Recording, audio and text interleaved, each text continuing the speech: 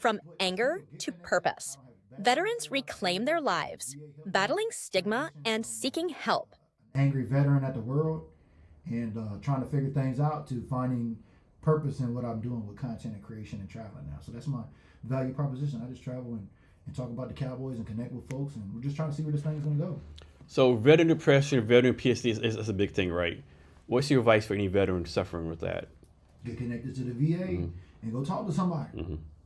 Our problem is we've been told if you ask for help, that is a sign of weakness. Yeah, like suck it up, all that kind of bullshit. VA is a good opportunity to do that because they'll listen to you. Even if you call a 1-800 number or the what is it, 911? What's the crisis number now? 888? Yeah, I think so, yeah. Yeah, you call 888, they'll listen to you. I know because I've called them and used them.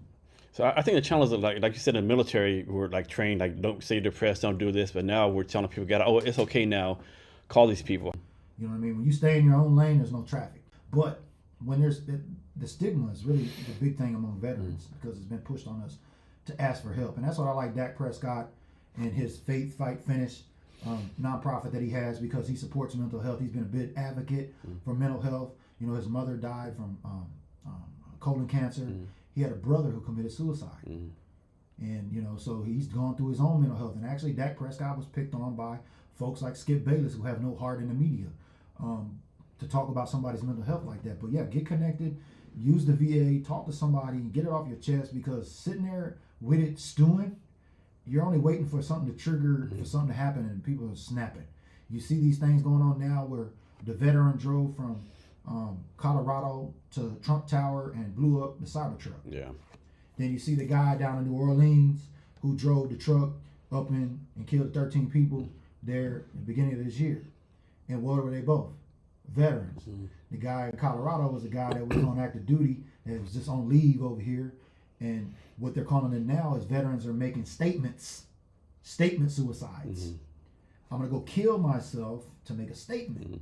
And I think that's what that young guy was trying to do there. He was an E8, worked overseas, he was in the Army. When I peeled some of the media back and looked at that. So, yeah, that troubles me because there's always been that label on veterans as being the lone wolf. They're scared of the lone wolves. And right now there's a lot of veterans out there that are carrying a lot of weight.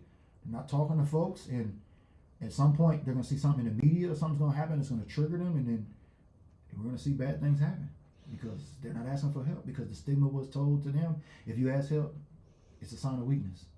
Yeah, that's unfortunate. When you figure out your worth and what you're here for and you align that with whatever kind of religious deity you follow, whether that be Christian or whatever, you get in line with your moral compass, you know what I mean? You find purpose and you attract good things. And I've seen that because at first I was there, I had to go ask for help. I was suicidal. I had suicide ideations. I had to self-admit. I had to go see the VA.